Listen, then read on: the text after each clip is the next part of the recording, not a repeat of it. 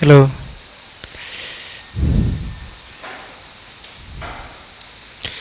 Last class में हम लोग देखे थे कंसंट्रेशन टर्म्स। हैंग हो गया क्या?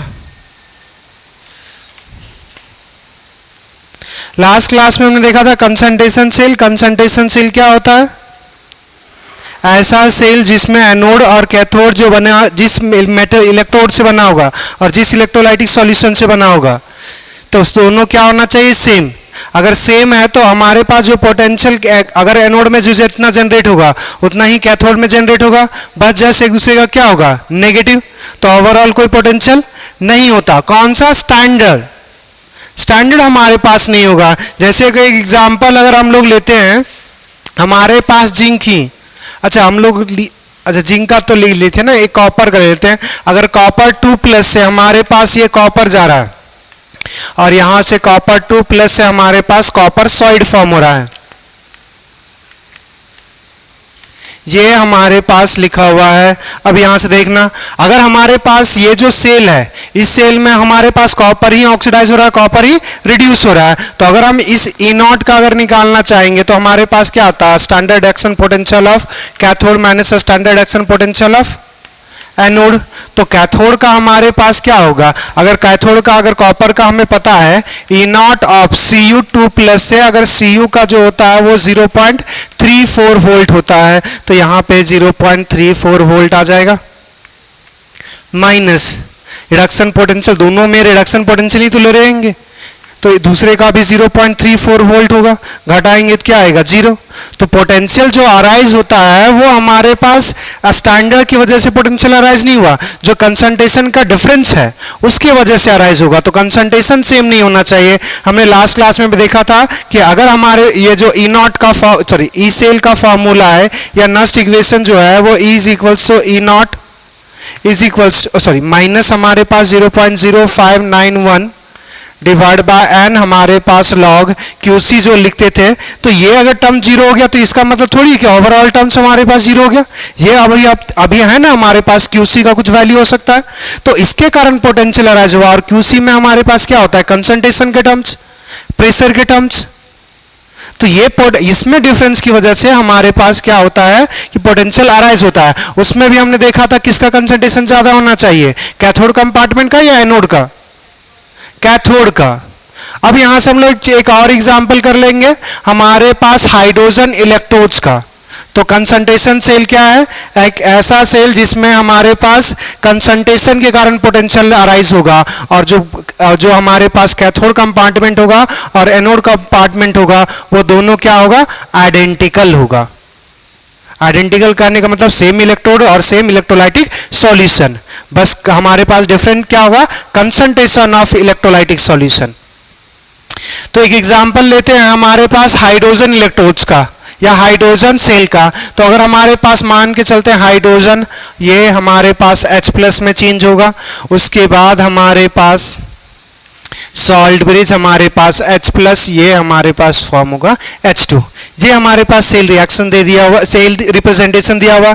यहाँ पे कंसिडर क्या गया है, ये हम मान लेते हैं ये हमारे पास एनोड है, तो ये हमारे पास H+ का कंसंट्रेशन एनोड A मान लेते हैं, और ये प्रेशर हमारे पास एनोड है PA, प्रेशर ऑफ एनोड। हमारे पास ये जो होगा या प्रेशर ऑफ हाइड्रोजन, कुछ नहीं, इसको जनरलाइज ही करते, जहां पे ये एनोड यूज करना होगा वहां पे एनोड यूज कर लेंगे, जहां कैथोड यूज करना होगा कैथोड यूज कर लेंगे। देखो अब यहां से अगर हम यहां से इक्वेशन अगर लिखना चाहेंगे तो सिंपली हमारे पास नस्ट इक्वेशन क्या बनेगा? देखो ये एनोड पे हमारे पास क्या रिएक्शन होगा? ऑक्सीडेशन। हाइड्रोजन 2 इलेक्ट्रॉन लॉस करेगा, H+ फॉर्म करेगा, तो ये हमारे पास H2 से किस में जाएगा? H2+, 2 times of H+। Hydrogen के पास तो एक ही इलेक्ट्रॉन है, 2 इलेक्ट्रॉन लॉस नहीं कर सकता, तो एक हाइड्रोजन 1 इलेक्ट्रॉन लॉस करेगा तो 2 हाइड्रोजन 2 इलेक्ट्रॉन। ये एनोड हो गया हमारे पास ऑक्सीडेशन। फिर हमारे पास क्या होगा? कैथोड होगा। कैथोड होगा तो कैथोड में रिडक्शन होगा, H+ हमारे पास ये 2 इलेक्ट्रॉन्स कंज्यूम करेगा और H2 हमारे पास फॉर्म होगा। ये हमारे पास गैस, एक्वस, गैस, एक्वस। तो यहां से हमारे पास 2 से 2 इलेक्ट्रॉन्स कैंसिल, अब क्या हम मान रहे हैं कि कंसंट्रेशन भी डिफरेंट है और हमारे पास प्रेशर भी डिफरेंट है। तो अगर हमारे पास इसको मान ही लेते हैं ना, तो इसको मान लेते हैं प्रेशर ऑफ हमारे पास कैथोड, सॉरी एनोड था ना, प्रेशर ऑफ एनोड, ये हमारे पास concentration of H plus at cathode, ये हमारे पास, सॉरी कैथोड का है बार बार आ रहा है, H प्लस का कंसंट्रेशन एट एनोड, और ये प्रेशर जहां पे कैथोड लिखना है वहां पे अब एनोड लिख रहे हैं, वाह, कैथोड, और हमारे पास प्रेशर ऑफ कैथोड। तो अब यहां से देखो, ये हमारे पास रिएक्शंस यहां से H2 कैंसिल नहीं करेंगे क्योंकि प्रेशर दोनों का क्या है, डिफरेंट। H प्लस कैंसिल नहीं होगा क्योंकि कंसंट्रेशन क्या है, डिफरेंट, तो कैंसिल मत कर देना। तो यहां से हमारे पास क्या बनेगा, H2, ये H2 कहां था हमारे पास, एनोड का, तो इसका प्रेशर क्या है, Pa, हमारे पास क्या जाएगा 2H प्लस, ये 2H प्लस किसका है, कैथोड का, तो इसका कंसंट्रेशन कितना मान रहे हैं, H प्लस सी, ये रिएक्शंस करेगा तो क्या फॉर्म होगा, 2H प्लस हमारे पास H2, ये 2H प्लस किसका था, हमारे पास एनोड का, तो ये concentration of H plus at anode है, और ये हमारे पास हाइड्रोजन जो गैस है वो कहाँ पे फॉर्म हुआ, कैथोड पे, तो ये प्रेशर ऑफ कैथोड। तो अगर नास्ट इक्वेशन लिखेंगे फिर से E नॉट जीरो ही होगा, इसमें भी जीरो, इसमें भी जीरो, इसमें भी जीरो, वो तो किसी भी कंसंट्रेशन सेल के लिए हमेशा जीरो ही होगा, स्टैंडर्ड EMF। अब यहां से अगर नास्ट इक्वेशन डायरेक्ट लगा दे, E is equals to minus 0.0591, हमारे पास कितने इलेक्ट्रॉन का चेंज आ रहा है, 2 का चेंजेस आ रहा है, हमारे पास लॉग कंसंट्रेशन ऑफ हमारे पास H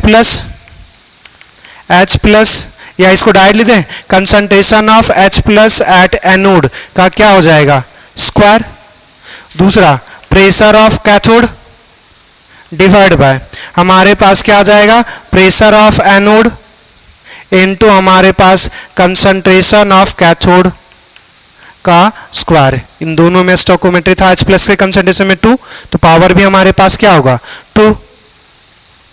अब यहां से देखो, ये हमारे पास फॉर्मूला बन गया। अब यहां से नेगेटिव, हमें जो चाहिए वो कैसा सेल बनाना है, फिजिबल, जो केमिकल एनर्जी से इलेक्ट्रिकल एनर्जी में चेंज कर जाए। तो उसके लिए हमारे पास पोटेंशियल सेल का क्या होना चाहिए, फिजिबल होने के लिए सेल का पोटेंशियल क्या होना चाहिए, पॉजिटिव होना चाहिए। तो इस चीज को बस ओवरऑल पॉजिटिव करने अगर चाह रहे हैं तो इस चीज को स्विच कर देंगे, तो क्या लिख सकते हैं, E is equal to 0.0591 divide by 2 log of. अब यहां से देखो ये टर्म्स ऊपर चला जाएगा, तो हम ऐसा लिख दें, कंसंट्रेशन हमारे पास कैथोड का divide by concentration of anode, cathode नीचे था, ऊपर अबर कैथोड, एनोड ऊपर था, एनोड नीचे, दोनों का पावर 2 था तो कॉमनली लगा दे रहे हैं। दूसरा हमारे पास pressure of anode by pressure of cathode, ये हमारे पास फॉर्मूला बन गया। अब देखो, अगर हमें क्या करना है कि अगर फिजिबल या स्पॉन्टेनियस सेल अगर बनाना है तो उसके लिए क्या होना चाहिए, नॉट पॉजिटिव होना चाहिए, तो मतलब ये 1 से ज्यादा होना चाहिए। अगर 1 से ज्यादा तो पहला बात तो वही समझ में आ गया, कैथोड का कंसंट्रेशन ज्यादा होना चाहिए एनोड के कंपैरिजन में, तभी तो 1 से ज्यादा आएगा, और 1 से ज्यादा आएगा तो पॉजिटिव वैल्यू होगा। मगर प्रेशर क्या उल्टा आ रहा है, प्रेशर किसका ज्यादा होना चाहिए, एनोड का, कंसंट्रेशन किसका, कैथोड का, तो कंसंट्रेशन तो वही रहेगा, कंसंट्रेशन हमेशा वही रहेगा कि अगर कंसंट्रेशन सेल फॉर्म कर रहे हैं तो कैथोड का हमें कंसंट्रेशन ज्यादा रखना पड़ेगा, तभी हमारे पास सेल फिजिबल होगा, और एनोड का कंसंट्रेशन कम करना पड़ेगा। मगर हाइड्रोजन स्टैंडर्ड इलेक्ट्रोड्स लिए और उसी से हमने सेल कंस्ट्रक्ट किया कि हाइड्रोजन ही ऑक्सीडाइज हो रहा है और हाइड्रोजन ही रिड्यूस हो रहा है, तो उस केस में अगर हमने सेल कंस्ट्रक्ट किया तो उस केस में प्रेशर क्या होना चाहिए, कैथोड का कम होना चाहिए और एनोड का ज्यादा होना चाहिए, तभी फिजिबल होगा। क्लियर? तो इसको तब लिखेंगे, थोड़ा सा यहां से समझना है, एक बार हम कंसंट्रेशन दोनों का सेम मानेंगे तो कैंसिल होके 1 आ जाएगा, तभी कंपेयर कर सकते हैं, वरना तो मल्टीप्लिकेशन कंसिडर करना पड़ेगा। जैसे अगर यहां पे 3 है और ये हमारे पास 2 है और यहां पे 1 और यहां पे 6 हो जाए तो नीचे वाला टर्म्स बड़ा हो गया ना, तो ओवरऑल प्रोडक्ट देखेंगे तो उस चीज को कंपेयर नहीं कर पाते, तो इसलिए क्या करेंगे, एक बार प्रेशर दोनों का आइडेंटिकल कि कैथोड कंपार्टमेंट और एनोड कंपार्टमेंट प्रेशर सेम करेंगे, दूसरी बार क्या करेंगे, कंसंट्रेशन सेम करेंगे, तो बस वही जो हम लोग ने बात किया था कि प्रेशर जो होना चाहिए एनोड का ज़्यादा और कैथोड का कम, और हमारे पास कंसंट्रेशन कैथोड का ज़्यादा होना चाहिए। तो पहला हम केस लेते हैं, केस नंबर 1। अगर हमारे पास क्या हो जाए, if concentration of cathode, concentration of H plus at cathode is equals to concentration of H plus at anode। अगर ये कैथोड एनोड बराबर हो जाएगा तो ये क्या आ जाएगा, 1 आ जाएगा, 1 का स्क्वायर 1। तो हमारे पास क्या आ जाएगा, E बराबर जो फॉर्मूला आ जाएगा, सॉरी E नॉट लिख रहे हैं, E is equals to 0.0591 log हमारे पास जो आ जाएगा, कंसंट्रेशन सेम कर रहे हैं तो PA बाय हमारे पास PC आ जाएगा। इसका मतलब क्या हुआ, फॉर फिजिबल और हमारे पास स्पॉन्टेनियस, फॉर फिजिबल और spontaneous cell pressure of anode must be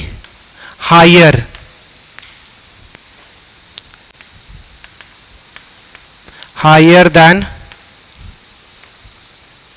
cathode.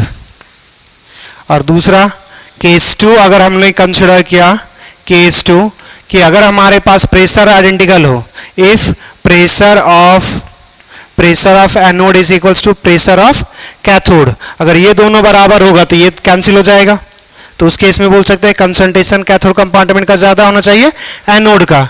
उस केस में फॉर्मूला हमारे पास क्या आ जाएगा, E is equal to 0.0591 divide by 2 हमारे पास लॉग कंसंट्रेशन ऑफ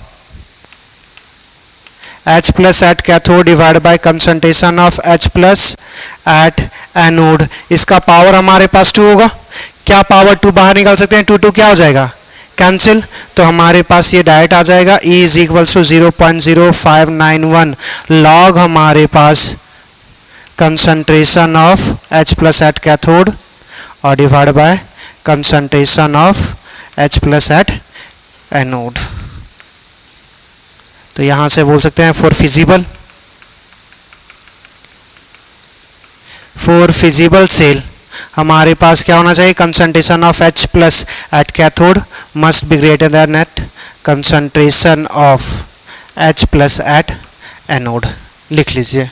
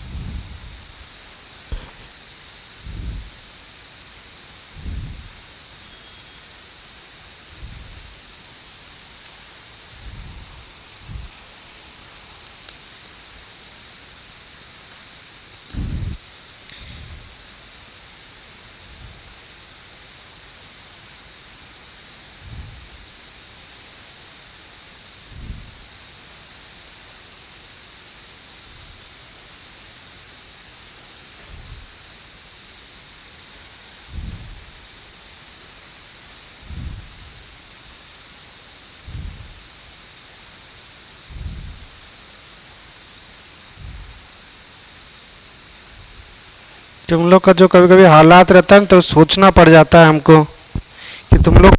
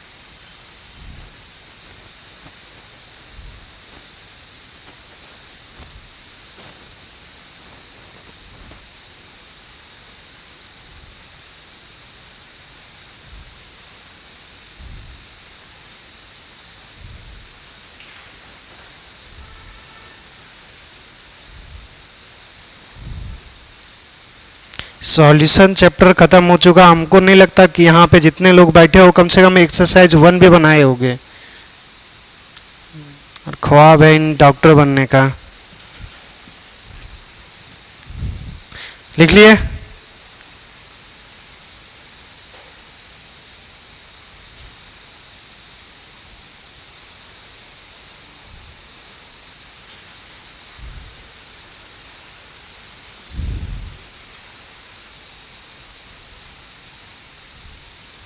जल्दी कर।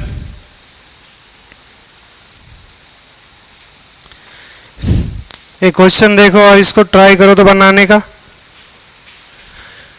आपको पता करना है E cell for given cell, और सेल आपके पास दे दिया हुआ है mg +2। ये सॉलिड है, ये आपके पास एक्वस। दूसरा mg2+, ये एक्वस, और ये हमारे पास mg सॉलिड। कंसंट्रेशन जो दे दिया हुआ है आपके पास यहाँ पे 10 मोलर और यहाँ पे 20 मोलर लिखा हुआ है। आपको पता करना है इस सेल का वैल्यू क्या होगा।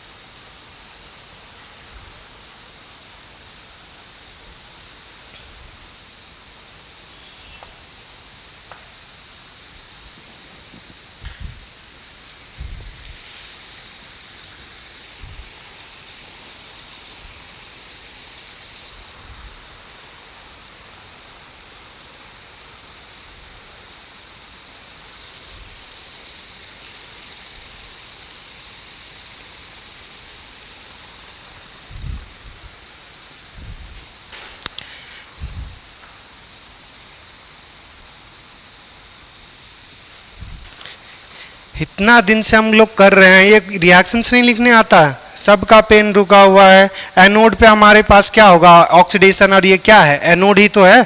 यहाँ पे Mg से हमारे पास ये चेंज होगा Mg2+ और 2 इलेक्ट्रॉन्स। हमारे पास कैथोड है, कैथोड पे रिडक्शन होगा, ये कैथोड है। ये हमारे पास Mg2+ 2 इलेक्ट्रॉन्स, और ये चेंज हो जाएगा हमारे पास Mg सॉलिड, ये सॉलिड। ये हमारे पास एक्वस।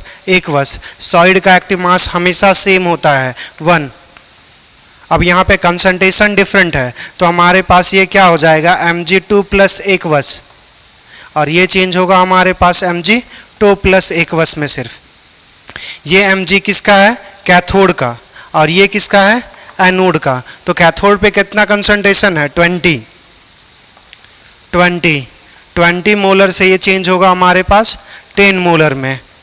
अब यहाँ से नस इक्वेशन लिखना था, तो E = हमारे पास 0.0591 माइनस में कितने इलेक्ट्रॉन का चेंज था, 2। हमारे पास लॉग, हमारे पास Mg2+, ये आ जाएगा हमारे पास एनोड, डिवाइड बाय हमारे पास Mg2+, ये होगा कैथोड का,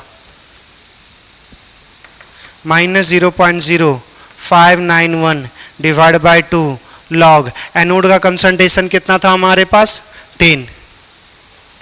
कैथोड का कंसंट्रेशन 20। यहाँ से हमारे पास 1 0 से 1 0 कैंसिल हो जाएगा। अब यहाँ से हम इसको अगर ऊपर ले जाएं तो 2 का पावर -1 होगा, -1 बाहर निकलेगा, माइनस माइनस प्लस हो जाएगा। ये 0.0591 डिवाइडेड बाय 2, ये हमारे पास log 2 आ जाएगा। और log 2 का वैल्यू 0.3 ले लेंगे, 0.0591 डिवाइड बाई 2 इंटू 0.3। अब इसको सॉल्व करेंगे, 3 1 जा 3, 3 9 जा 27, 2 होगा, 3 5 जा 15 और 15 और 2 17। कितने 4 डिजिट के बाद था, तो 4 डिजिट के बाद ये 2 से डिवाइड, तो ये आ जाएगा 0.08, 16 चला गया, यहाँ पे बचेगा फिर से 16, 12, 5, ये आएगा आंसर।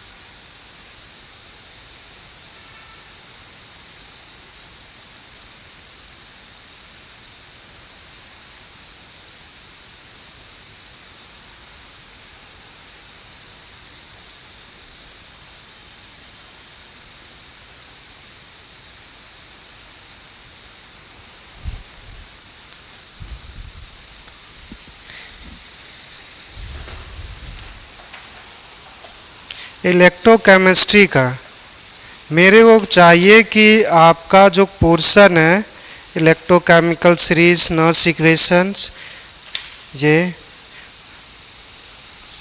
1 से लेकर एक्सरसाइज 1 से लेकर 56 तक, ये आपका आज कौन सा डे है, फ्राइडे, सैटरडे को क्लास होता था आपको, संडे को मेरे को हर किसी के कॉपी में दिखना चाहिए कि 156 तक, 1 से लेकर 56 तक क्वेश्चंस कंप्लीट कर लिए हो। जो अभी ईएलपी मिलेगा उसके क्वेश्चन जहाँ जिस टॉपिक को पढ़ा चुके हैं वो ख़त्म कर लिए हो, अगर नहीं ख़त्म कर लिए हो तो वो मैं नोट डाउन करूँगा और एक बार किसी को असाइन करके इतना टेलीकॉलर या किसी को और सबको घर में मैसेज फॉरवर्ड करवाऊँगा कि कितने क्वेश्चन आप बना रहे हो। मजाक बना के रख दिए हो आप लोग।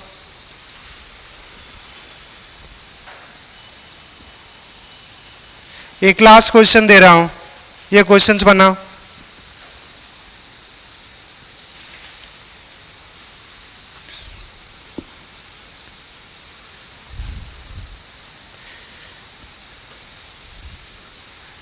क्रोमियम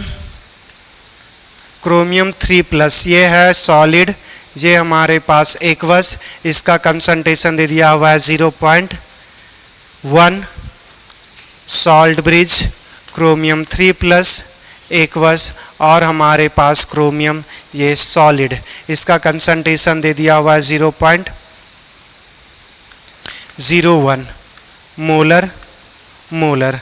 आपको पता करना है इस सेल का ई नॉट का, सॉरी ई सेल क्या होगा, ई नॉट तो 0 हो जाएगा, ई सेल का वैल्यू बताना है।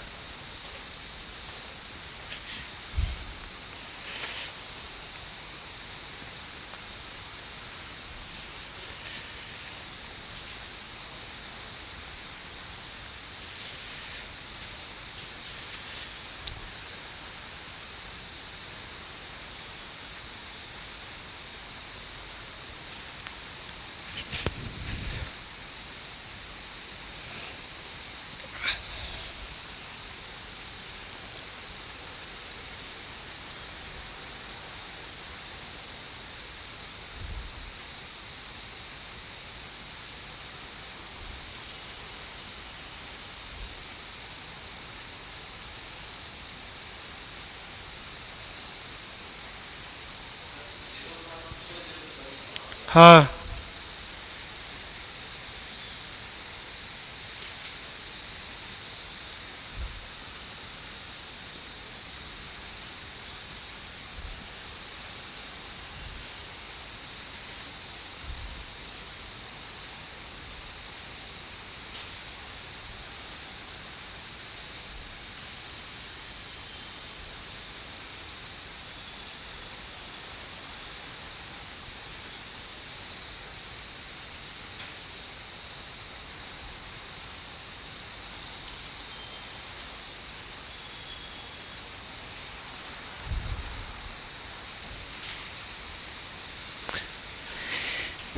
यहाँ पे रिएक्शंस अगर इस तरह अगर दिया हुआ मेटल्स और नॉन मेटल्स का, तो अगर मेटल का दिया हुआ जिसमें बैलेंस करने की कोई जरूरत नहीं होगा, तो उसमें समझना ये हमारे पास रिएक्टेंट और ये हमारे पास रिएक्टेंट होगा और ये प्रोडक्ट, क्योंकि एनोड पे ऑक्सीडेशन 0 से +3, रिडक्शन होगा कैथोड में +3 से 0 हो गया, 3 इलेक्ट्रॉन्स का चेंजेस आ रहा है, 3 इलेक्ट्रॉन का चेंजेस आ रहा है, बस फॉर्मूला लिखो 0.0591 डिवाइड बाय 3 हमारे पास लॉग। प्रोडक्ट में कौन है, प्रोडक्ट में ये सॉलिड है तो इसका कोई मतलब नहीं है, प्रोडक्ट में क्या है 3+, इसका कंसंट्रेशन कितना है, बैलेंस करने की कोई जरूरत नहीं पड़ेगा, तो मतलब इसका स्टोइकोमेट्री भी नहीं आएगा, तो ये 0.1 डिवाइड बाय हमारे पास रिएक्टेंट में ये सॉलिड एक्टिव मास 1, ये हमारे पास रिएक्टेंट में 0.01, क्लियर,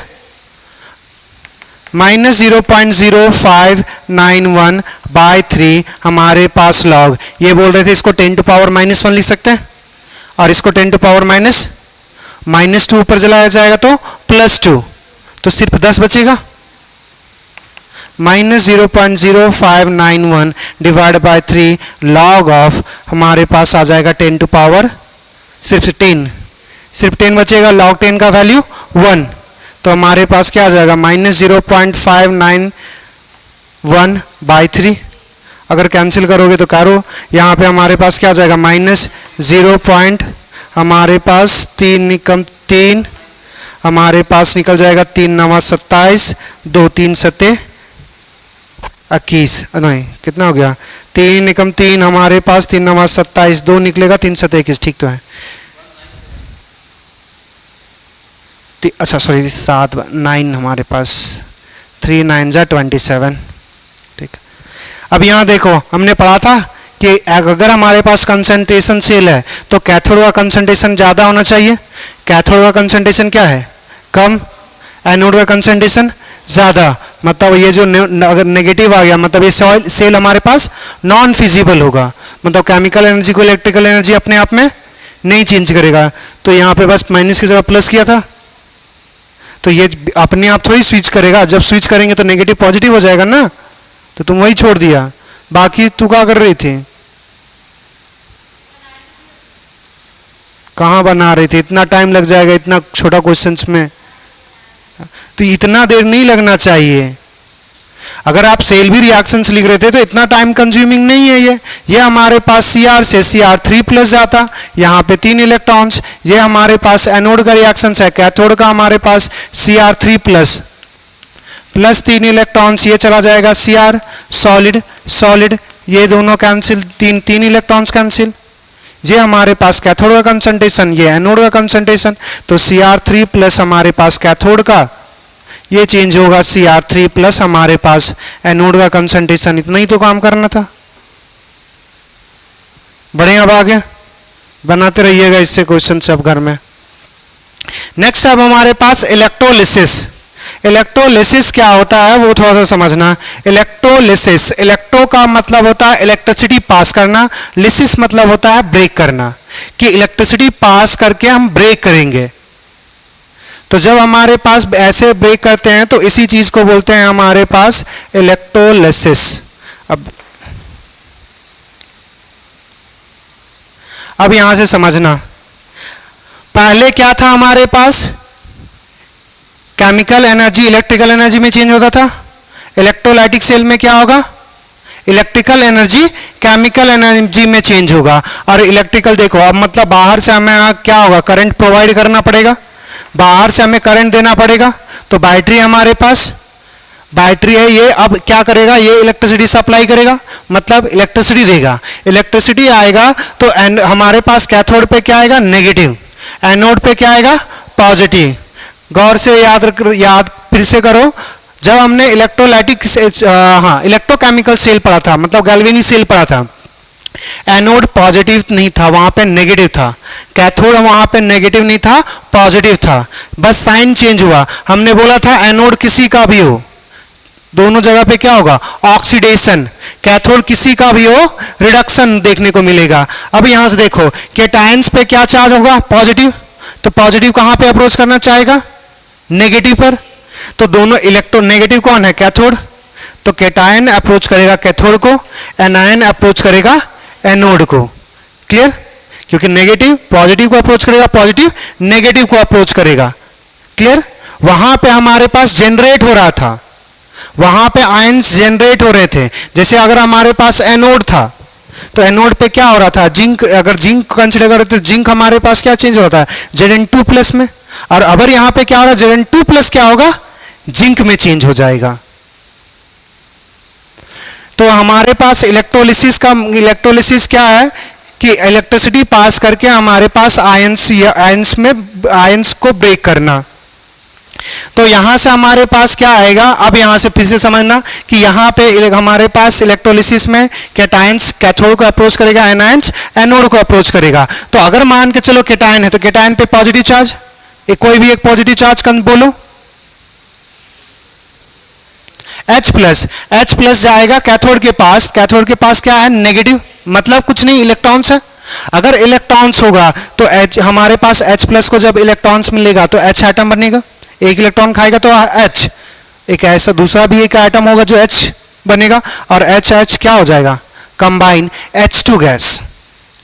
कोई A9 बताना, Cl-, OH- का भी कंसीडर कर सकते हो। OH- हमारे पास लॉस ऑफ इलेक्ट्रॉन करेगा तो वो तुम्हारे पास वाटर को फॉर्म करेगा, उसके साथ एक और कंपोनेंट चाहिए हाइड्रोजन, H+ भी, तो सिर्फ OH- नहीं है। क्लोरीन होगा, क्लोरीन लॉस करेगा, क्लोरीन Cl- है पहले से, एक इलेक्ट्रॉन लॉस करेगा तो Cl बनेगा, मतलब हमारे पास फ्री एटम क्लोरीन। एक और होगा फ्री एटम क्लोरीन, एक के पास वैलेंस शेल में एक के पास था पहले 8 इलेक्ट्रॉन नेगेटिव के फॉर्म में, जब लॉस करेगा और ये किसको अप्रोच करेगा, एनायन एनोड को, एनोड पे क्या होगा, ऑक्सीडेशन, ऑक्सीडेशन मतलब लॉस ऑफ इलेक्ट्रॉन्स। तो अगर Cl- लॉस ऑफ इलेक्ट्रॉन करेगा तो Cl- से Cl में चेंज होगा, 8 से कितना हो जाएगा, 7, तो दो अगर 7 वाले आ गए तो एक इलेक्ट्रॉन शेयर करेगा, 8 ऑक्टेट कंप्लीट कर लेगा, उस केस में क्लोरीन गैस फॉर्म होगा।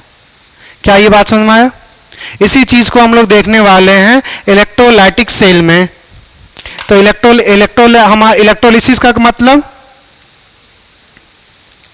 इलेक्ट्रोलिसिस का मतलब, अरे अभी तो बात किए, जब हम इलेक्ट्रिसिटी पास करके जब इलेक्ट्रोलाइटिक सेल बोलेंगे तो वो हमारे पास क्या होगा, इलेक्ट्रिक, ऐसा सेल जो इलेक्ट्रिकल एनर्जी को केमिकल एनर्जी में चेंज करे। मगर जब इलेक्ट्रोलिसिस की बात करेंगे तो क्या बोलेंगे कि जब हम इलेक्ट्रिसिटी पास करके डिकम्पोज करें हमारे पास इलेक्ट्रोलाइट्स को, तो वो क्या कहलाएगा, इलेक्ट्रोलिसिस। अब हमारे पास इलेक्ट्रिसिटी कब कब पास होगा, इलेक्ट्रिसिटी कब पास होता है, जब आयंस में हो, और दूसरा और कुछ दूसरा, एक तो आयंस में कंडक्ट करेगा। अब आयंस जैसे दो फॉर्म में होने चाहिए, हमने लिखवाया था फ्री आयंस, फ्री आयंस दो फॉर्म में होगा, या तो वो मेल्ट करवा दो, लिक्विड फेज में चेंज करवा दो, या तो फिर उसका एक्वस सॉल्यूशन ले लो। क्लियर? तो दो फेज में व्हेन इलेक्ट्रिसिटी द डिकम्पोजिशन, बस यहां पे थोड़ा सा लिख लेना, इलेक्ट्रो का मतलब होगा इलेक्ट्रिसिटी, हमारे पास इलेक्ट्रिसिटी, और लिसिस का मतलब होता है breaking.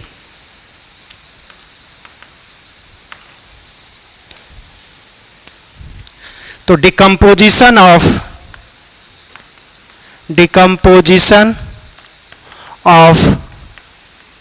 Electrolytes, decomposition of aqueous या electrolytic solution, decomposition of electrolytic solution और molten solution by providing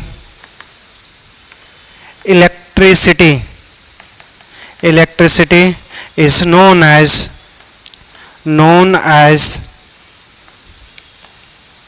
electrolysis,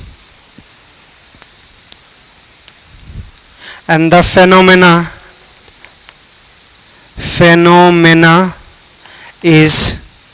phenomena is occurred at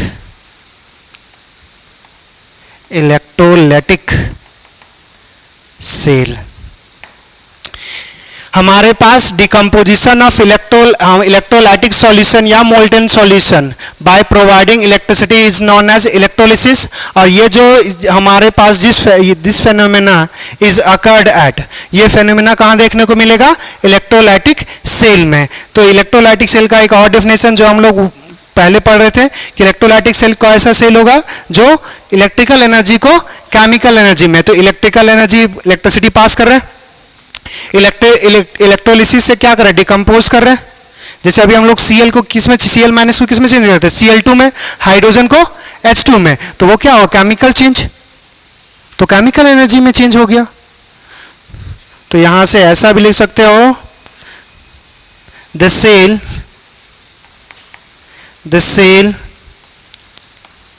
which convert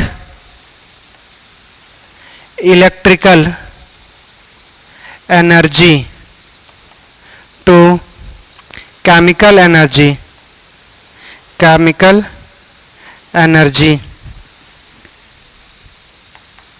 is known as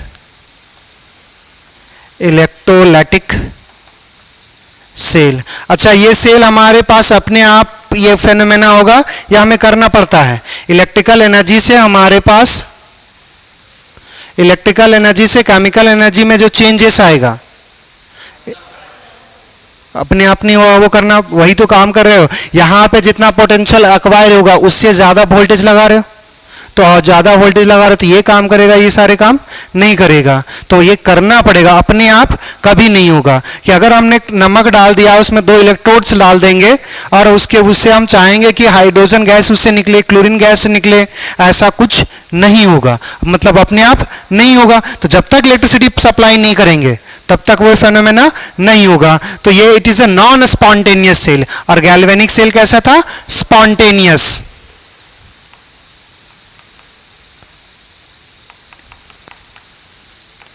electrolytic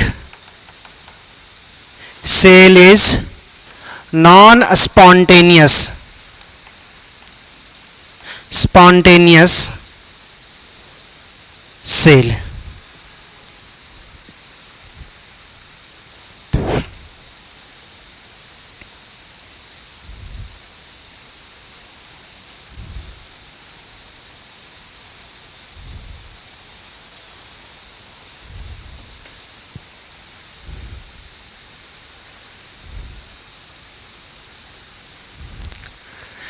इसमें एक छोटा सा अगर चेंज कर पाओ तो ये चेंज कर देना, डिकम्पोजिशन जो लिखा हुआ ना वहां पे लिख देना केमिकल डिकम्पोजिशन। जैसे हम लोग Cl माइनस से Cl2 बना रहे थे, तो जो बना रहे थे तो वो क्या हो रहा है? केमिकल चेंजेस कर रहे हैं ना, केमिकल डिकम्पोजिशन।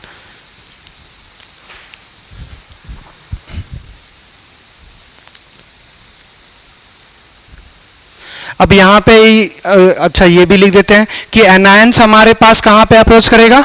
एनोड्स को। केटायन कहाँ पे अप्रोच करेगा? कैथोड पे। तो एक पॉइंट्स लिख लो, एनायन विल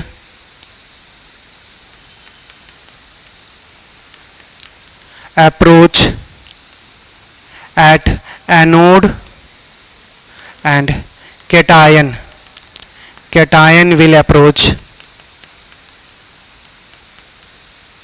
at cathode।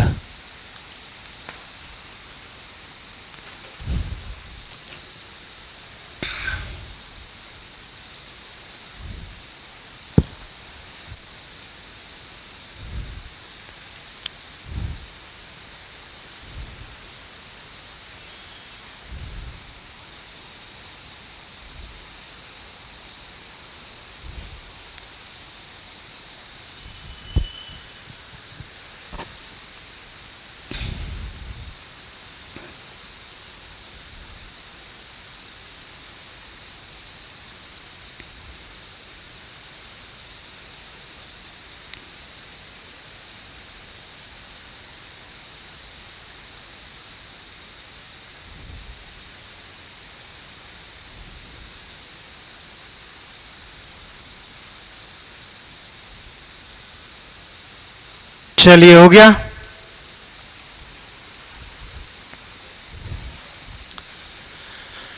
अब देखो हमारे पास, अच्छा यहीं पे कर लेते हैं। हमारे पास जो इलेक्ट्रोलिसिस में दो एस्पेक्ट पढ़ना है। एक हमें पढ़ना है क्वालिटेटिव और दूसरा क्वांटिटेटिव।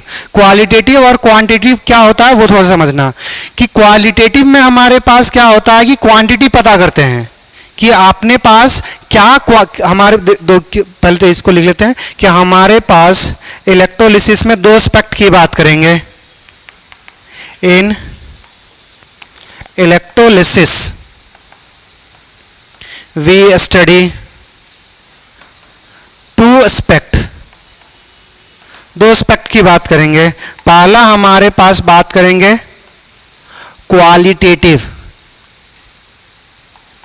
क्वालिटेटिव एस्पेक्ट और दूसरा quantitative aspect of electrolysis.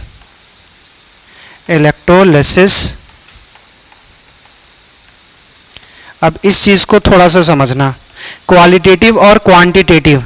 Quality समझते हो, क्वांटिटी समझते हो। क्वालिटी मतलब अच्छा खराब, क्वांटिटी अमाउंट। तो पहला क्वालिटेटिव एस्पेक्ट में हम लोग ये देखेंगे कि एनोड पे हमारे पास कौन सा गैस हमारे पास फॉर्म होगा, कैथोड पे कौन सा गैस फॉर्म होगा, या कौन सा हमारे पास डिपॉजिट होगा। ये सारी बातें कि एनोड पे क्या होगा, कैथोड पे क्या होगा, कौन सा गैस निकलेगा, कौन सा डिकम्पोजिशन होगा। जैसे हम लोग बात करेंगे ना, जैसे यहां से देखो एनोड, अगर हमारे एनोड पे हमारे पास एनायन अप्रोच करेगा तो अगर नेगेटिव अप्रोच करेगा तो कुछ तो फेनोमेना होगा। कैटायन से अप्रोच करेगा तो हमारे पास क्या होगा, कैटायन कैथोड पे अप्रोच करेगा तो कैटायन से अगर कैथोड पे अप्रोच करेगा तो रिडक्शन होगा, और एनायन अप्रोच करेगा तो ऑक्सीडेशन होगा। तो ऑक्सीडेशन होगा तो केमिकल चेंजेस आएगा। तो कौन किस में चेंज होगा, कौन किस में चेंज होगा, उसमें हम देखेंगे कि हमारे पास उसको बोलेंगे क्वालिटेटिव एनालिसिस या क्वालिटेटिव एस्पेक्ट। क्वांटिटेटिव एस्पेक्ट के कहने का मतलब है कि अगर हमारे पास, अगर मान के चलो अभी हम लोग जिसे बात कर रहे थे कि हाइड्रोजन है, कैटायंस है, हाइड्रोजन अगर एनोड कैटायंस है और कैथोड को अप्रोच करेगा, हाइड्रोजन गैस निकलेगा। तो हाइड्रोजन गैस को अगर हमें ये पता कर रहे हैं कि हाइड्रोजन गैस हमारे पास फॉर्म हो रहा है तो वो हो गया क्वालिटेटिव, और ये पता करें कि हाइड्रोजन गैस कितना अमाउंट पे निकल रहा है तो वो हो गया क्वांटिटेटिव एनालिसिस। क्या बात समझ में आ गया कि इसमें हम लोग आइडेंटिफाई करेंगे कि कौन हमारे पास फॉर्म होगा, what will be form, what will be form, और दूसरा में पता करेंगे हाउ मच विल फॉर्म। कि एक में हमारे पास पता करेंगे कि कितना कौन फॉर्म होगा और दूसरे में कितना हमारे पास फॉर्म होगा। क्लियर? बढ़े आगे, इसको थोड़ा जूम करते हैं।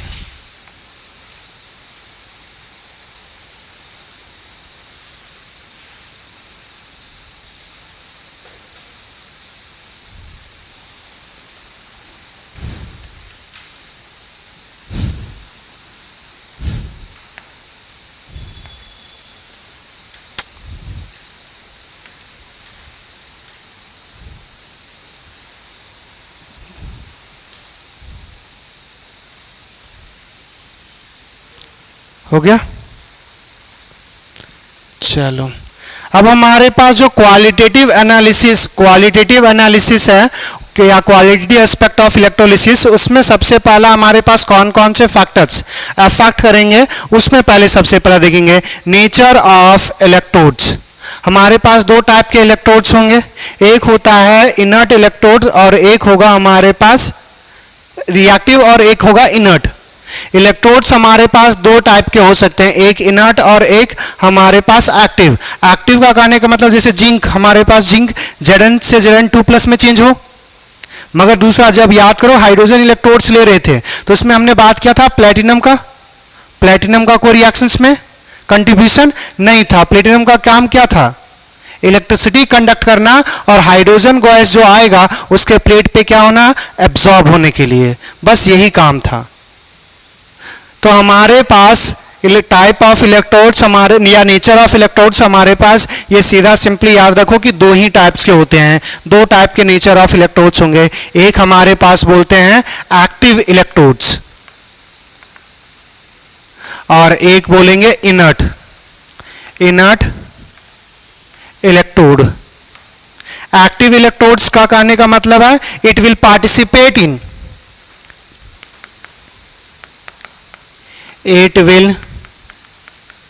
participate in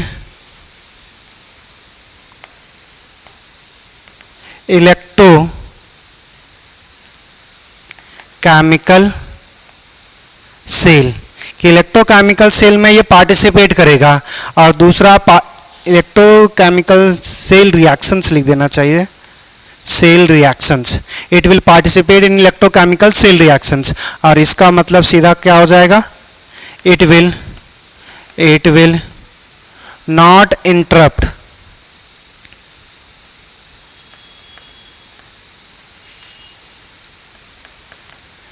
अच्छा, interrupt की जगह क्या लिख सकते हैं, it will not react और participate in cell reactions। ना ये रिएक्ट करेगा ना पार्टिसिपेट करेगा सेल रिएक्शंस के लिए। दूसरा हमारे पास है डिस्चार्ज पोटेंशियल। अब अगर मान के चलो कि अगर हमारे पास दो केटायंस है, केटायंस कहाँ पे जाएगा, कैथोड पे। अगर केटायंस कैथोड पे अप्रोच करेगा तो हमारे पास पहले कौन अप्रोच करेगा, या केटायंस पे हमारे पास पहले क्या, केटायंस पे क्या होगा, ऑक्सीडेशन या रिडक्शन। तो कैटायंस, अगर हमारे पास कैटायंस कैथोड पे अप्रोच करेगा तो रिडक्शन होगा। अब रिडक्शंस करने के लिए हमारे पास क्या कर रहे हैं कि वो हमारे पास अपने आप रिड्यूस नहीं होगा, उसके लिए हम लोग क्या लगा रहे हैं, एक्सटर्नल बैटरी। अब उस बैटरी क्या एक पोटेंशियल जनरेट करेगा। अब जिस पोटेंशियल का जितना ज्यादा डिस्चार्ज पोटेंशियल कम होगा, जिस आयन का, आयन्स क्या हो रहा है, जैसे अब हम बात कर रहे थे H+ से किस में चेंज हो रहा है, H2 में, Cl- से Cl2 में, तो क्या हो रहा है, नेगेटिव से डिस्चार्ज हो रहा है जीरो न्यूट्रल में, पॉजिटिव से भी डिस्चार्ज हो रहा है जीरो में। तो अगर ये डिस्चार्ज हो रहा है तो हमारे पास जो डिस्चार्ज होने के लिए कुछ तो पोटेंशियल चाहिए, अपने आप तो नहीं होगा। तो जिसका पोटेंशियल सबसे कम होगा, कि सबसे कम पोटेंशियल रिक्वायर्ड होगा डिस्चार्ज होने के लिए, वो सबसे पहले डिस्चार्ज होगा। बात समझ में आया? जैसे अगर हम बात करेंगे हमारे पास, यहां से देखना, हमारे पास अगर हम बात करते हैं स्टैंडर्ड रिडक्शन, जैसे कैटायंस में हम बात करें, कैटायंस में दो आयन्स हमने लिया, एक हमारे पास लिया लिथियम प्लस है और दूसरा हमारे पास जो है वो है सोडियम प्लस। लिथियम प्लस से हमारे पास लिथियम जाने का पोटेंशियल कुछ होगा, E0 होगा कुछ इसका, हमारे पास इसका E0 1 मान लेते हैं। सोडियम एक इलेक्ट्रॉन्स कंज्यूम करेगा, ये भी किस में चेंज हो जाएगा, हमारे पास सोडियम में। लिथियम प्लस एक इलेक्ट्रॉन्स कंज्यूम करेगा और यहां पे भी सोडियम एक इलेक्ट्रॉन्स कंज्यूम करेगा, E2। अब याद करो हमारे पास ये क्या है, रिडक्शन पोटेंशियल किसका ज्यादा होगा हमारे पास, लिथियम का या सोडियम का? लिथियम का सबसे कम होता है। स्टैंडर्ड ऑक्सीडेशन पोटेंशियल सबसे ज्यादा होता है, रिडक्शन सबसे कम होता है। अगर टेबल लिखे हो तो उसमें देखना कि सबसे जो लिथियम का लिखे हो, लिथियम प्लस में एक इलेक्ट्रॉन दोगे तो उसमें लिखोगे -3.05 वोल्ट, उसका सबसे कम होता है। तो अगर नेगेटिव रिडक्शन है तो उसको अगर जब उल्टा कर देते हो, उल्टा करोगे तो लिथियम से लिथियम प्लस बनेगा और उसका पोटेंशियल सबसे ज्यादा था। तो लिथियम से लिथियम प्लस जाने की टेंडेंसी सबसे ज्यादा होती है, मगर वापस जाने की टेंडेंसी कम होगी। इस केस में हमारे पास जो होगा वो ज्यादा पोटेंशियल होगा इसका रिक्वायर्ड और इसका कम रिक्वायर्ड। तो ये दोनों कैटायंस है, कैटायन से अप्रोच करेगा कैथोड को, मगर दोनों में पहले रिड्यूस कौन होगा, सोडियम। क्यों? क्योंकि इसका पोटेंशियल कम रिक्वायर्ड है, इसमें ज्यादा रिक्वायर्ड है। तो जिसका पोटेंशियल कम होगा उसका हमारे पास पहले वो डिस्चार्ज होगा। या सीधा सिंपली समझो कि जिसका डिमांड कम, उसकी डिमांड सबसे पहले फुलफिल किया जाएगा। तो डिमांड क्या है, पोटेंशियल का, कि अगर उसको न्यूट्रल होना है तो कुछ ना कुछ पोटेंशियल चाहिए, तो जिसका सबसे कम पोटेंशियल में काम चल जाएगा वो सबसे पहले पार्टिसिपेट कर लेगा, जिसको ज्यादा पोटेंशियल चाहिए बाद में आएगा या नहीं होगा। बाद में आने का मतलब क्या है कि वो उसके लिए सब पोटेंशियल अगर सफिशिएंट होगा तो वो बाद में आएगा, अगर सफिशिएंट नहीं है तो उसका हमारे पास इलेक्ट्रोलिसिस नहीं हो पाएगा।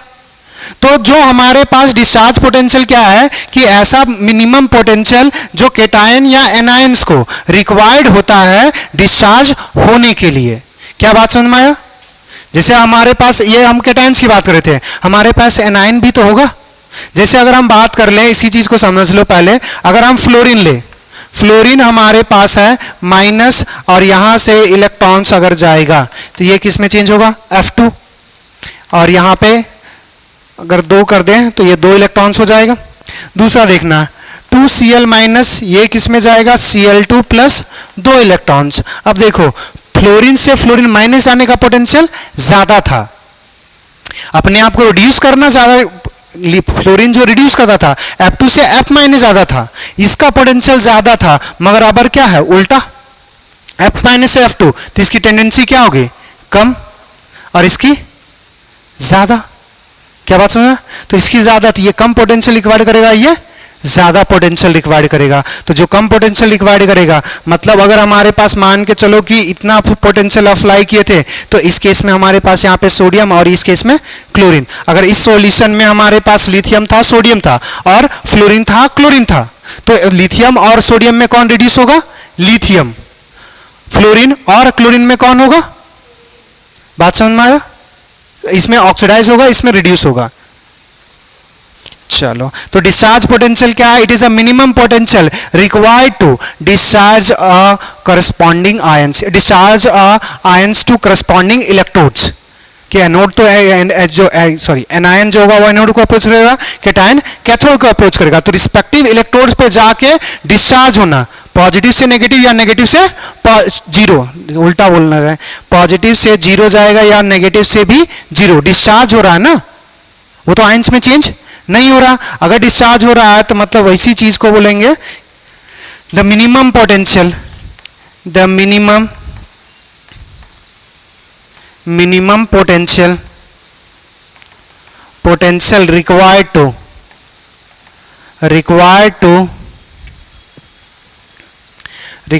to discharge ions at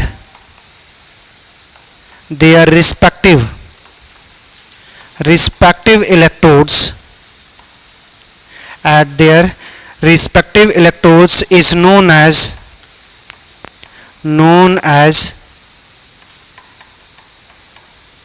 discharge potential।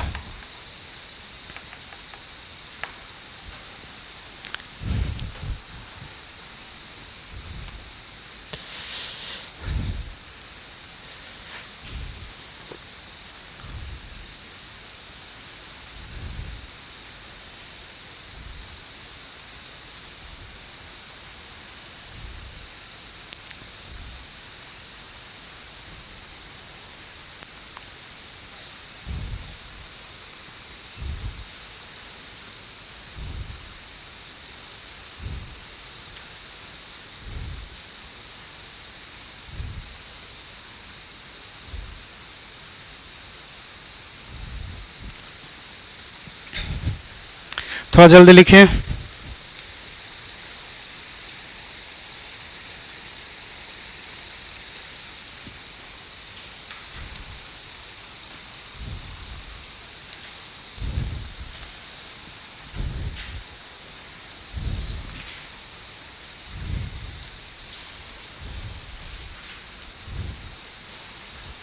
जो बाकी लोग आएंगे बता दीजिएगा यहाँ पे है, तो पहले यहाँ ख़त्म कर लीजिएगा, तब आप ऊपर जाइएगा नीरज सर से मांगने के लिए। लिख लिया? चलो, ये क्वेश्चंस जो मैंने बोला अभी, कुछ क्वेश्चंस 1 से 52 या जितना भी था 56 तक, ये जहाँ तक हमने पढ़ाया है उसके क्वेश्चंस बने होने चाहिए।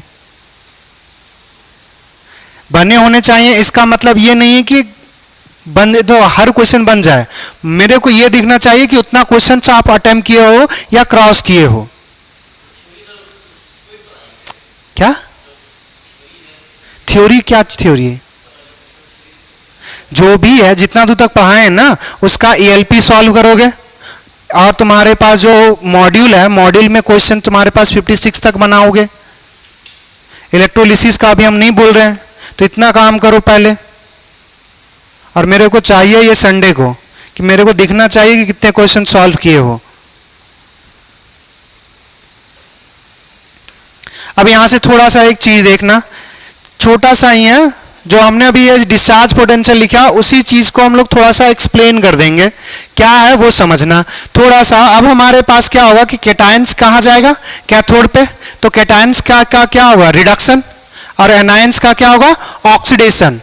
तो अगर हमारे पास कैटायंस, अगर हमारे पास कैथोड को जाएगा तो कैथोड पे अगर रिडक्शन होता है तो जिसका रिडक्शन पोटेंशियल सबसे कम होगा वो सबसे पहले क्या होगा, डिस्चार्ज होगा। और अगर हमारे पास एनोड पे जा रहा है तो एनोड पे ऑक्सीडेशन होगा, तो उसी का ऑक्सीडेशन होगा जिसका सबसे कम ऑक्सीडेशन पोटेंशियल रिक्वायर्ड होगा। बस यही 2 पॉइंट्स लिखेंगे। At anode those which ion have lowest oxidation potential, lowest oxidation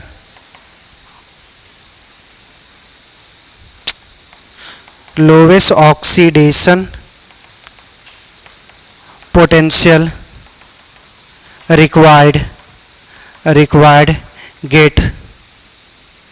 get oxidized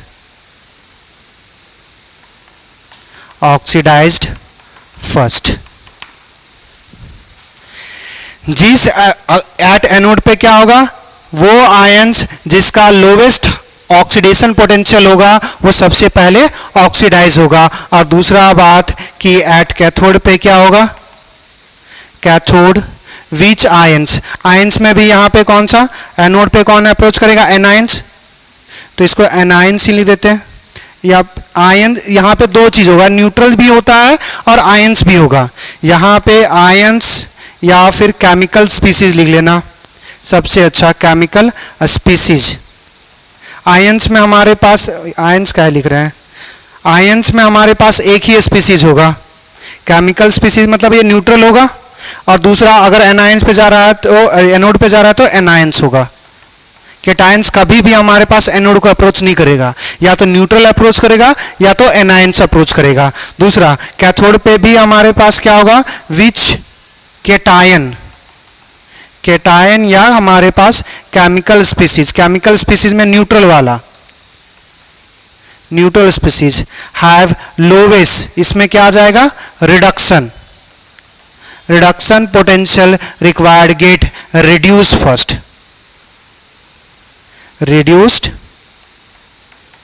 first. तो जिसका रिडक्शन पोटेंशियल सबसे कम होगा वो रिड्यूस होगा, जिसका ऑक्सीडेशन पोटेंशियल सबसे कम होगा वो ऑक्सीडाइज होगा। तो यहां पे फिर से आपको काम आएगा इलेक्ट्रोकेमिकल सीरीज।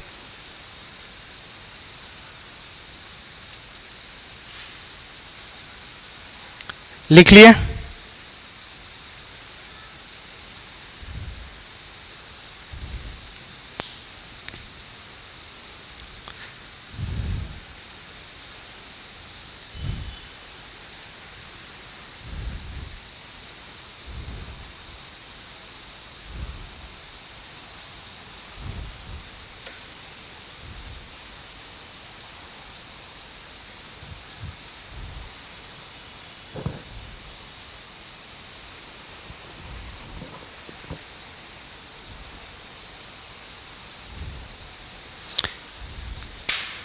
चलिए हो गया, बढ़े आगे। अब हम लोग ये देखने वाले हैं कि एग्जाम्पल ऑफ इलेक्ट्रोलिसिस कि इलेक्ट्रोलिसिस का हमारे पास एग्जाम्पल। तो सबसे पहला जो इलेक्ट्रोलिसिस करने वाले हैं वो हमारे पास क्या है, एक्वस NaCl, सोडियम क्लोराइड। मगर पानी में हमने नमक डाला होगा तो एक्वस ये एक्वस का मतलब पानी, NaCl मतलब नमक। नमक को अगर हमने डाला है पानी में तो उसका अगर उसमें इलेक्ट्रिसिटी पास करेंगे तो हमारे पास क्या होगा। तो सबसे पहला समझो कि हमारे पास केमिकल स्पीसीज क्या है। केमिकल स्पीसीज क्या है, पानी में जैसे डालोगे तो नमक तो NaCl नहीं रहेगा, ये Na प्लस Cl माइनस और क्या होगा हमारे पास पानी। तीन ही केमिकल होंगे एक्वस NaCl में, क्लियर। अगर हमारे पास अब यहां से देखो हमारे पास ऑक्सीडेशन और रिडक्शन किसका होगा वो समझेंगे। कैथोड पे हमारे पास कौन अप्रोच करेगा, केटायन, केटायन से अप्रोच करेगा, एनायन तो अप्रोच नहीं करेगा क्योंकि कैथोड पे क्या होगा रिडक्शन। ये रिडक्शन होगा तो और इलेक्ट्रॉन एक्सेप्ट करना पड़ेगा, तो पॉजिटिव चार्ज इलेक्ट्रॉन एक्सेप्ट कर सकता है। अरे पॉजिटिव तो ही एक्सेप्ट करेगा ना, लूज थोड़ी करना है, नेगेटिव एक्सेप्ट नहीं करेगा। इसका ऑक्टेट कंप्लीट हो चुका है ना, इसको दोगे तो यह हाईली अनस्टेबल हो जाएगा, तो ये एक्सेप्ट ही नहीं करेगा। तो कैटायन कैथोड जो होगा वो हमारे पास सोडियम अप्रोच करेगा, और सोडियम अगर अप्रोच करेगा तो सोडियम एक इलेक्ट्रॉन्स खाएगा और ये क्या बन जाएगा, सोडियम सॉलिड। क्या ये बात समझ में आया? अरे हाँ या ना। दूसरा, क्या सिर्फ सोडियम ही पहुंच सकता है? नहीं, वाटर मॉलिक्यूल भी पहुंच सकता है। यहां पे हमारे पास H2O, ये क्या करेगा, एक इलेक्ट्रॉन्स अगर खाएगा, और वाटर अगर एक इलेक्ट्रॉन्स खाएगा तो ये बनाता है HOH का माइनस प्लस H2 गैस, ये गैस ये OH माइनस है। तो जब वाटर में एक इलेक्ट्रॉन्स, अगर वाटर एक इलेक्ट्रॉन्स कंज्यूम करेगा तो OH माइनस और हमारे पास H2 गैस इवॉल्व होता है। देखो बैलेंस है, यहाँ पे दो हाइड्रोजन, एक हाइड्रोजन, और यहाँ से हाफ से मल्टीप्लाई करोगे तो एक ही बचेगा, दो हाइड्रोजन। दूसरा ऑक्सीजन एक, इधर नेगेटिव एक इलेक्ट्रॉन है तो एक नेगेटिव, और इधर भी तो एक नेगेटिव है। तो रिएक्शंस क्या है, बैलेंस। अगर आपको 1/2 नहीं लिखना है तो यहाँ पे भी आपको 2 से मल्टीप्लाई करना पड़ेगा, दो इलेक्ट्रॉन पार्टिसिपेट करना पड़ेगा, 2H, तब एक हमारे पास हाइड्रोजन गैस इन्वॉल्व होगा। दूसरा हमारे पास क्या है, एनोड है। एनोड पे हमारे पास क्या होगा, ऑक्सीडेशन मतलब लॉस ऑफ इलेक्ट्रॉन सोडियम नहीं कर पाएगा क्योंकि सोडियम का जितना इलेक्ट्रॉन था एक ही था, वो निकल गया, बाकी नहीं निकाल पाएगा। अगर निकालोगे तो उसके लिए बहुत ज्यादा एनर्जी रिक्वायर्ड होगा, और वो हम लोग बैटरी के थ्रू सप्लाई नहीं कर सकते। तो हमारे पास क्या होगा कि ये सोडियम हमारे पास, क्लोरीन यहाँ से Cl माइनस, ये चला जाएगा Cl प्लस एक इलेक्ट्रॉन। अगर यहाँ से 2 से मल्टीप्लाई कर दोगे तो Cl2 और ये 2 इलेक्ट्रॉन्स हो जाएगा। अगर एक इलेक्ट्रॉन्स रखना है तो इसको यहाँ पे 1, ये हाफ से मल्टीप्लाई होगा और एक इलेक्ट्रॉन्स हो जाएगा। दूसरा, एनोड पे वाटर भी पहुंच जाएगा, वाटर दोनों जगह पहुंचता है, एनोड पर भी और कैथोड पर भी। वाटर अगर जब यहाँ पे पहुंचेगा तो अगर वाटर का ऑक्सीडेशन होगा, तो वाटर का ऑक्सीडेशन होता है तो तुम्हारे पास H+ जनरेट होगा और हमारे पास ऑक्सीजन गैस प्रोड्यूस होता है। रिएक्शंस को बैलेंस करने के लिए अच्छा 2 ही रख देते हैं। अगर हमारे पास O2 हमारे पास गैस यहाँ से प्रोड्यूस हुआ, यहाँ से अगर इसको 2 से मल्टीप्लाई कर देंगे तो ये कितना हो जाएगा, 4H+, और हमारे पास कितना आ जाएगा, 4 इलेक्ट्रॉन्स, नहीं हाफ ही रखते हैं, 2 इलेक्ट्रॉन्स के बेसिस पे कर देते हैं। हमारे पास वाटर ऑक्सीडाइज होगा तो हमारे पास H+ plus half of O2, और यहाँ पे 2 इलेक्ट्रॉन्स रिलीज करेगा। देखो 2 हाइड्रोजन, एक ऑक्सीजन, इधर कोई चार्ज नहीं, इस पे एक पॉजिटिव, 2 पॉजिटिव और 2 नेगेटिव, क्या हो गया, 0। तो इधर भी बैलेंस है। इस चीज को, इसको भी थोड़ा सा चेंज ही कर देते हैं, 2 इलेक्ट्रॉन्स के बेसिस पे लिख देते हैं इसको। हमारे पास 2 वाटर, 2, यहाँ पे हमारे पास क्या आ जाएगा, 2OH माइनस प्लस हमारे पास H2 गैस। यहाँ से याद रखना, वाटर का जब रिडक्शन होगा तो क्या बनाएगा, OH माइनस, ऑक्सीडेशन होगा तो H+। कौन सा गैस रिडक्शन में, ऑक्सीडेशन, हमारे पास रिडक्शन में हाइड्रोजन गैस निकलेगा, ऑक्सीडेशन में ऑक्सीजन। ये एक को याद रखो, यहां से देखो, वाटर का ऑक्सीडेशन O, O कॉमन है तो ऑक्सीजन निकलेगा, अगर एक में ऑक्सीजन निकल रहा है दूसरे में हाइड्रोजन, अगर ऑक्सीजन निकल गया तो बचा क्या हाइड्रोजन मतलब H प्लस, तो दूसरे में क्या होगा OH माइनस। क्लियर। अब यहां से देखो हमारे पास हमने क्या बोला कि कैथोड पे क्या होता है रिडक्शन, जिसका रिडक्शन पोटेंशियल ज्यादा होगा वो रिड्यूस होगा। हमारे पास यहां पे दो है, एक हमारे पास सोडियम प्लस है और दूसरा क्या है वाटर। एनोड पे हमारे पास क्या बोले थे कि जिसका ऑक्सीडेशन पोटेंशियल ज्यादा होगा वो ऑक्सीडाइज होगा और जिसका ऑक्सीडेशन पोटेंशियल कम होगा वो रिड्यूस होगा। तो यहां पे हमारे पास बात करेंगे ऑक्सीडेशन के बेसिस पे और यहां पे हम लोग बात करेंगे रिडक्शन के बेसिस पे। तो ऑक्सीडेशन हमारे पास, ऑक्सीडेशन किसका अगला है क्लोरीन का और हमारे पास वाटर का। अब यहां से थोड़ा सा समझना कि इसमें हमारे पास ये जो डाटा कंपेयर करेंगे वो स्टैंडर्ड ऑक्सीडेशन पोटेंशियल के बेसिस पे करेंगे और ये स्टैंडर्ड रिडक्शन पोटेंशियल के बेसिस पे देखेंगे। अगर टेबल में देखोगे तो ऑक्सीडेशन पोटेंशियल करने का मतलब क्या है कि अब रिएक्शंस को उल्टा कर दे रहे, तो जो जितना ऊपर होगा उतना ज्यादा रिएक्टिव। यहां पे क्या होता है कि क्लोरीन ज्यादा हमारे पास ऑक्सीडेशन पोटेंशियल जो क्लोरीन का होगा वो नहीं, वाटर का ज्यादा होता है और क्लोरीन का कम होगा। तो यहां पे होना क्या चाहिए, वाटर का ऑक्सीडेशन रिक्वायर्ड किसका कम है, मतलब जो देखो हमारे पास ऑक्सीडेशन पोटेंशियल ज्यादा है मतलब वो ऑक्सीडाइज ज्यादा होना चाहेगा, मतलब उसको कम पोटेंशियल रिक्वायर्ड होगा। बात समझ में आया। अगर जिसका जितना ज्यादा ऑक्सीडेशन पोटेंशियल होगा वो उतना जल्दी ऑक्सीडाइज होना चाहेगा, अगर उतना जल्दी ऑक्सीडाइज होना चाहेगा मतलब उसको कम पोटेंशियल चाहिए, वो पहले से तैयार है। बात समझ में, वो पहले से तैयार बैठा हुआ ऑक्सीडाइज होने के लिए, बस तुमको पोटेंशियल अप्लाई करना तुरंत हो जाएगा। वो जिसका रिडक्शन पोटेंशियल ज्यादा वो रिड्यूस जल्दी होगा। तो हमारे पास इसमें ऑक्सीडेशन पोटेंशियल किसका ज्यादा है वाटर का, तो हमें होना क्या चाहिए था वाटर का ऑक्सीडेशन, क्लोरीन का कुछ नहीं होता। और यहां पे हमारे पास क्या होना चाहिए, अगर स्टैंडर्ड रिडक्शन पोटेंशियल की बात करें तो रिडक्शन पोटेंशियल हमारे पास सोडियम का ज्यादा होगा वाटर का कम होगा। तो यहां से देखना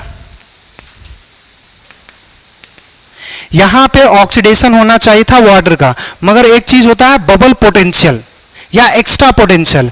ये बबल पोटेंशियल और एक्स्ट्रा पोटेंशियल क्या होगा वो अगले क्लास में देखेंगे। यहां पे जो रिएक्शंस होगा उसमें हमारे पास क्लोरीन निकलेगा। रिडक्शन पोटेंशियल ज्यादा किसका है, ऑक्सीडेशन पोटेंशियल वाटर का होना चाहिए था मगर वाटर का नहीं होगा। क्यों नहीं होगा वो आगे की क्लास में देखेंगे। यहां पे हमारे पास सोडियम का ज्यादा होता है तो सोडियम रिड्यूस होगा, इसका हमारे पास नहीं होगा। जिसका हमारे पास रिडक्शन पोटेंशियल ज्यादा वो जल्दी रिड्यूस होगा, जिसका हमारे पास अगर हमारे पास कम होगा वो कम रिड्यूस होगा। तो कम रिड्यूस होगा मतलब उसके लिए ज्यादा पोटेंशियल रिक्वायर्ड होगा। तो यहां पे तो बात सही है मगर वहां पे क्यों गलत हुआ उस चीज को समझेंगे। बस एक छोटा सा बस तरीका बताते हैं और कुछ नहीं। तुम खड़े हो और एक जापानीज सुमो खड़ा है, जापानीज सुमो को तुमसे ज्यादा भूख लगा हुआ है, मगर क्या है कि अगर तो कुछ दूर पे हम खाना रखे हुए हैं तो जल्दी उठ के कौन जा पाएगा, तुम लोग, क्योंकि उसको उठने भी तो भूख ज्यादा लगा मगर उसका शरीर भी तो भारी है। तो वाटर का ऑक्सीडेशन पोटेंशियल भले ज्यादा होता है मगर जो ऑक्सीडेशन होता है, जो रेट होता है ऑक्सीडेशन का वो बहुत स्लो होता है और बहुत स्लो होने के लिए एक्स्ट्रा पोटेंशियल रिक्वायर्ड होता है। मान के चलो अगर सुमो को हम पकड़ के उठाएंगे तब वो जाएगा और वो खाएगा ज्यादा, भूख लगा हुआ उसको ज्यादा मगर उसकी टेंडेंसी ही कम है। तो ये आगे की क्लास में देखेंगे। Thank you everyone.